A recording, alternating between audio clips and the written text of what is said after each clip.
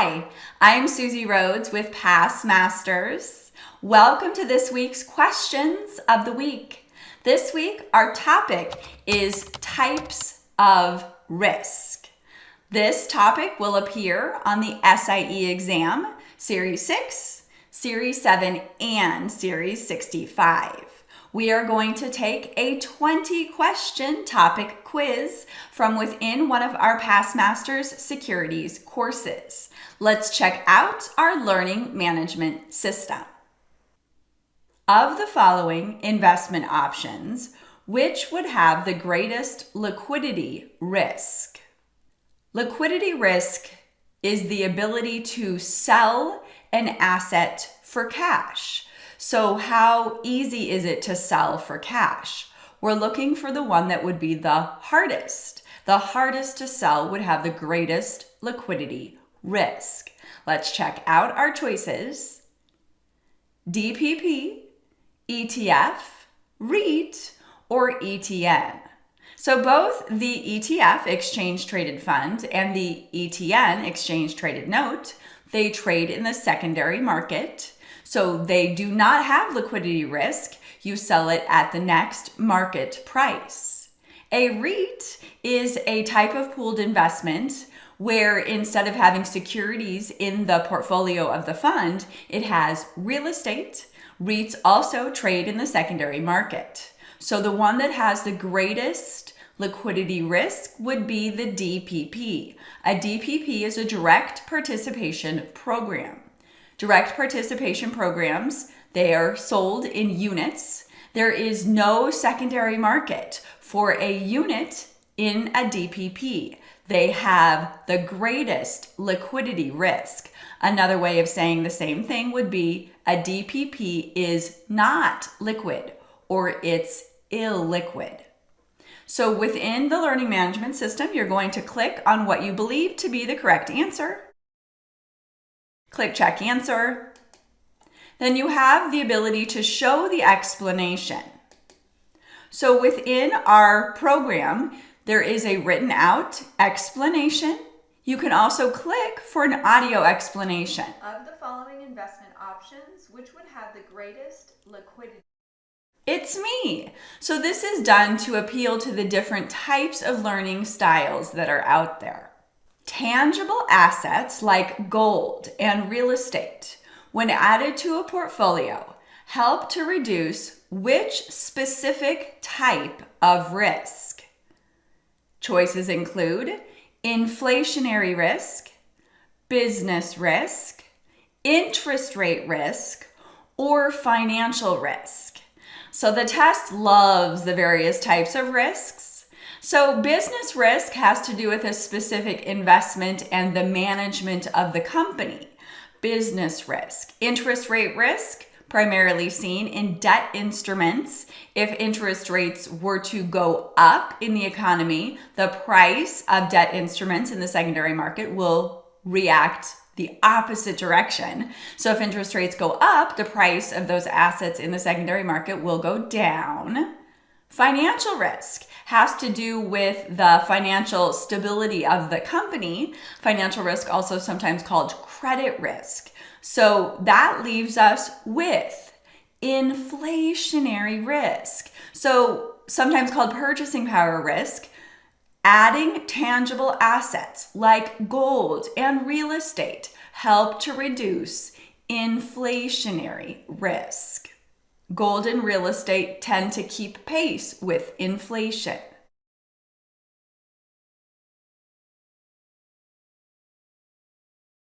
A thinly traded issue has which type of risk?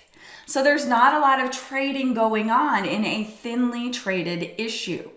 Liquidity, interest rate, regulatory, or inflation. A thinly traded issue has liquidity risk. It's going to be hard to find a buyer for a thinly traded issue.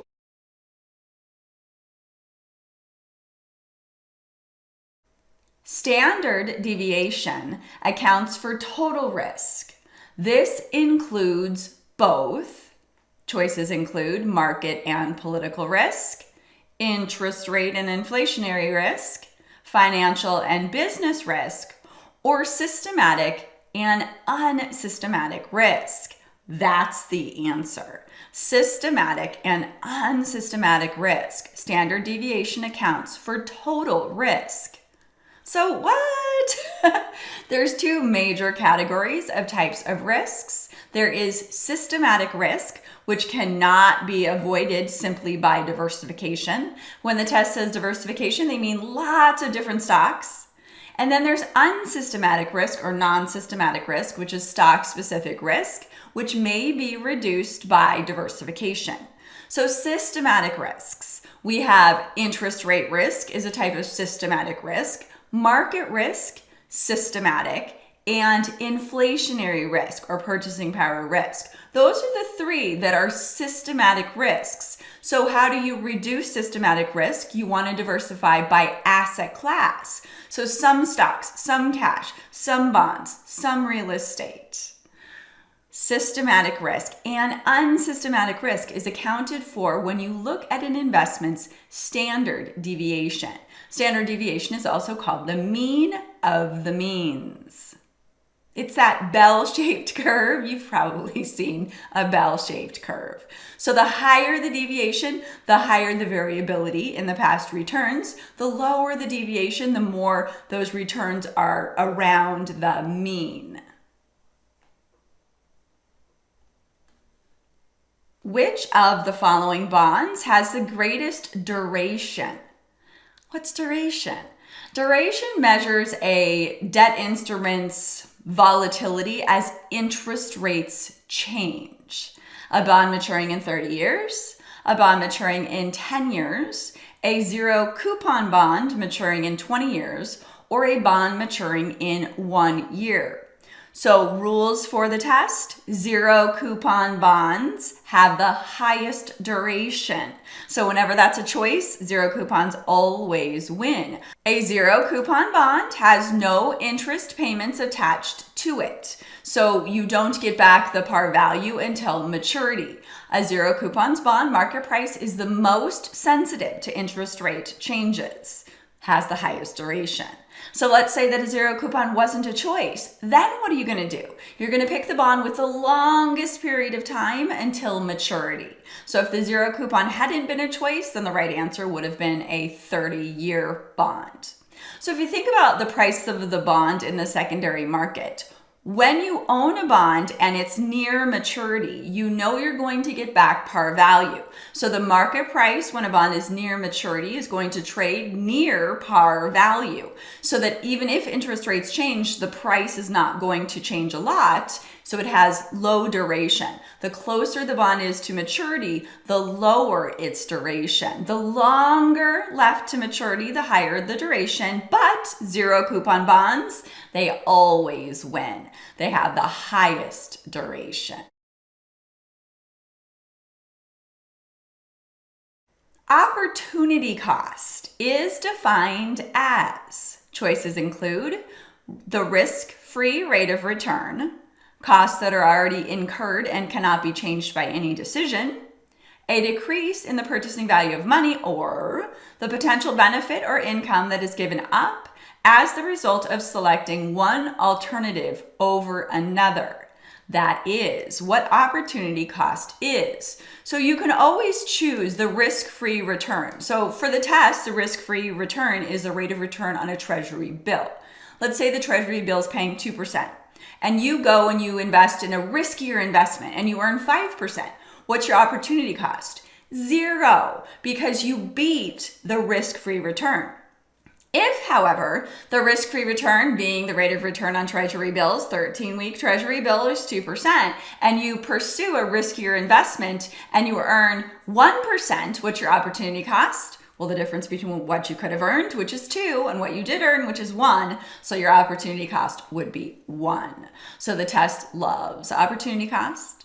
So we know what the risk-free rate of return is, the rate of return on a 13-week treasury bill. Costs that are already incurred and cannot be changed by any decision. That's an accounting term. It's called a sunk cost. It's not the same as opportunity cost. Don't let the test trick you. A decrease in the purchasing value of money, what's that? That's inflationary risk or purchasing power risk.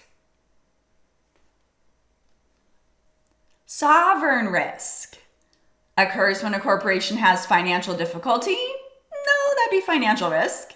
Is unique to the United States? No. Is a type of systematic risk, or is the risk that a foreign government may choose not to pay off their debt. So 2008, 2009, we had a sovereign debt crisis. So countries in Europe were considering not paying their debt. So debt of a foreign government, that is sovereign risk.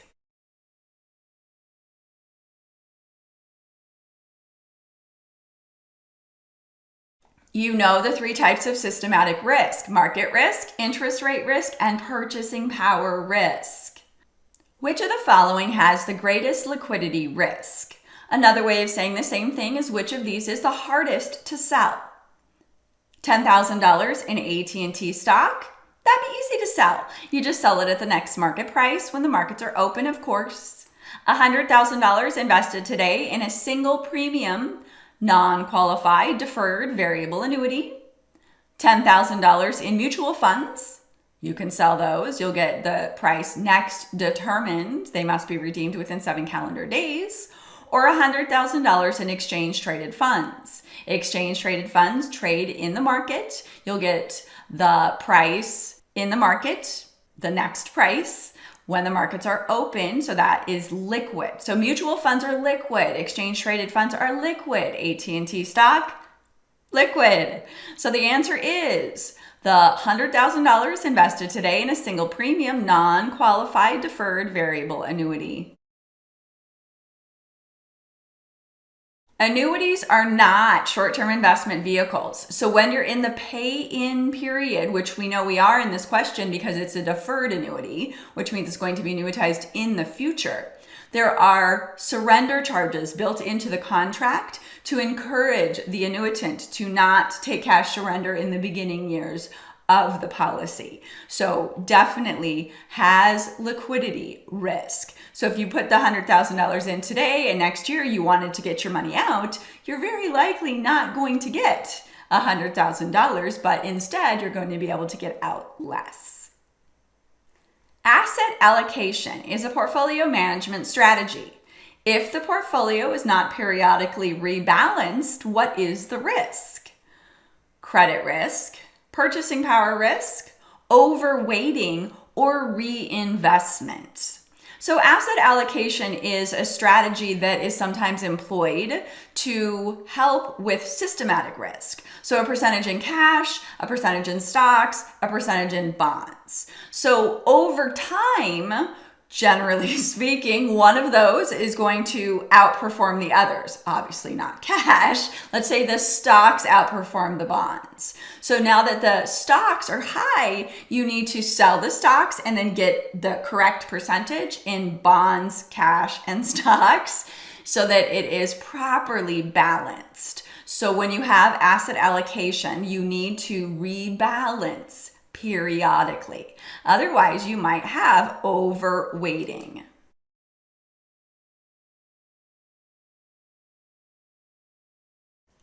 Your client has a portfolio of bonds that pays a significant amount of interest.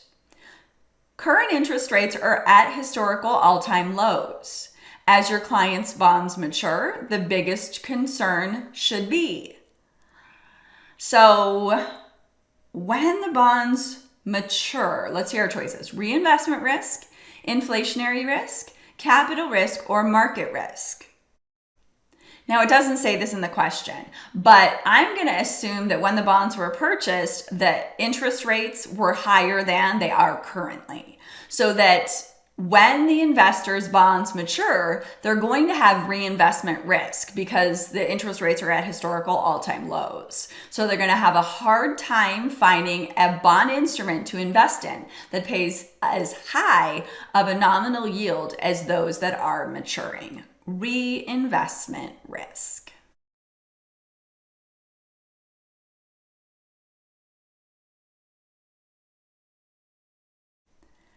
Esperanza has purchased a variable life policy. Which of the following risks should she be most concerned about? In a variable life policy, the premium payments go into the insurance company's separate account. There is no guaranteed interest rate in the separate account. So the choices here: credit risk, inflationary risk, interest rate risk, or market risk.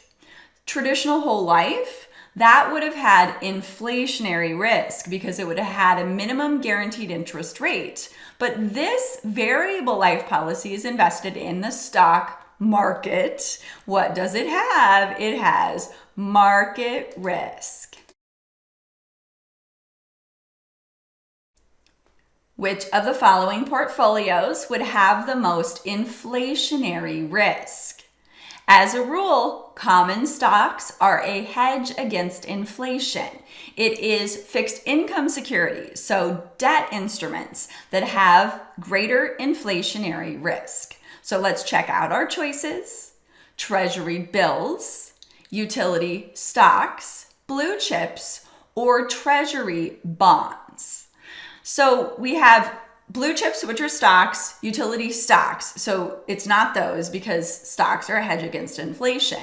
So we have two types of debt instruments: treasury bills, which mature in 1 year or less, and treasury bonds, which mature in up to 30 years. So we're looking for which one has the highest inflationary risk.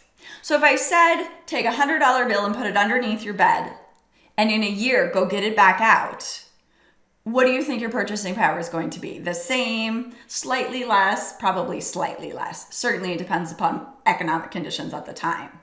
What, however, if you put the $100 underneath your mattress and I didn't let you get it out for 30 years? Oh yeah, that's gonna have inflationary risk. What's it gonna buy?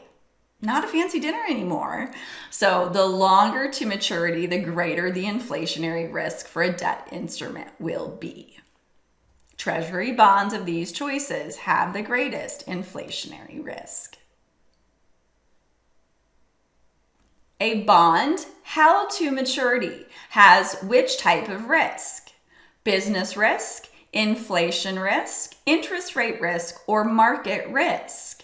So bonds have two major types of risk: interest rate risk and inflationary risk. So interest rate risk has to do with the bond teeter-totter. So if we have our arms out, right, like a teeter-totter, and we'll have interest rates and yields on one side and we'll have price on the other.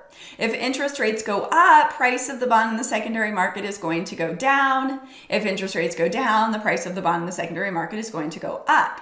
So that happens during the time in which the bond is trading in the market. But at maturity, you have a different type of risk. So interest rate risk when the bond is trading in the secondary market.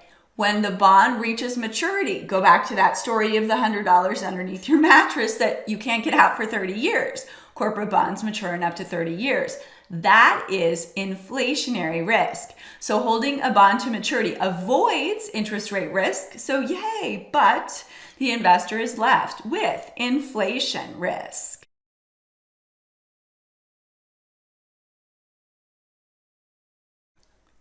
Your client was so spooked by the Great Recession that she took all of her money out of the market and locked it up in her safe deposit box. I think I know some people who did this. Which type of risk has she exposed herself to?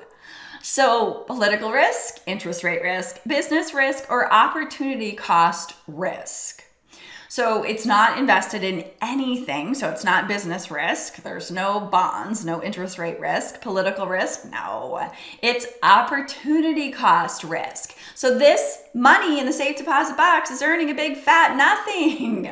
So, even if it was in a treasury bill, a 13-week treasury bill, the risk-free rate of return, at least it would have earned something. So opportunity cost risk.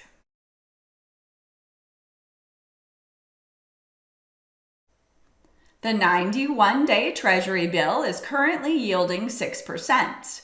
Your client decides to invest her money in a riskier investment, earning herself 9%. What is her opportunity cost? So we have the risk-free rate of return earning 6%. The client went in a riskier direction and earned 9. Did they win or lose? They won. Opportunity cost here is 0. If instead they had earned, let's say 5, then the opportunity cost would have been 1. The difference between what they could have earned in the safe investment and what they earned in the riskier choice. Foreign and domestic debt share many similar risks. So domestic debt of the US, foreign outside of the US, which of the following risks is not common to them both? Repayment risk, political risk, exchange risk, or interest rate risk. So interest rate risk is going to be common to them both. Repayment risk, sure. Political risk, yes. Exchange risk. Exchange risk is the correct choice. You only have exchange rate risk when you invest in foreign debt, not in domestic debt, just in foreign. Inflationary risk is unsystematic, stock-specific, systematic, or highest in equities. Inflationary risk is highest in debt. It is systematic. You have to know the 3: market risk, interest rate risk, and inflationary risk. Those are the 3 types of systematic risk. Stock specific, no, that would be unsystematic risk. Inflationary risk is systematic. Which of the following is not a type of systematic risk? Regulatory risk, interest rate risk, market risk, or purchasing power risk? Well, we just covered the 3, so we know it is regulatory risk. So regulatory risk would be unsystematic. Regulatory risk is not a type of systematic risk. Your client could invest in a treasury bill paying 4%. Instead, he chooses an investment that is expected to earn 9. The actual return of the investment was 3. Safe choice 4, his choice earned 3. What's the opportunity cost? The difference between the 2? 1.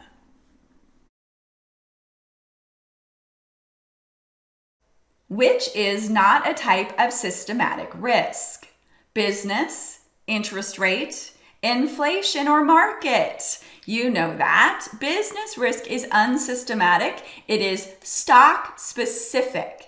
It's related to the specific investment itself, and it has to do with the management of the company or something other than the financial health of that company. So 3 types of systematic risk: market risk, interest rate risk, and inflationary risk.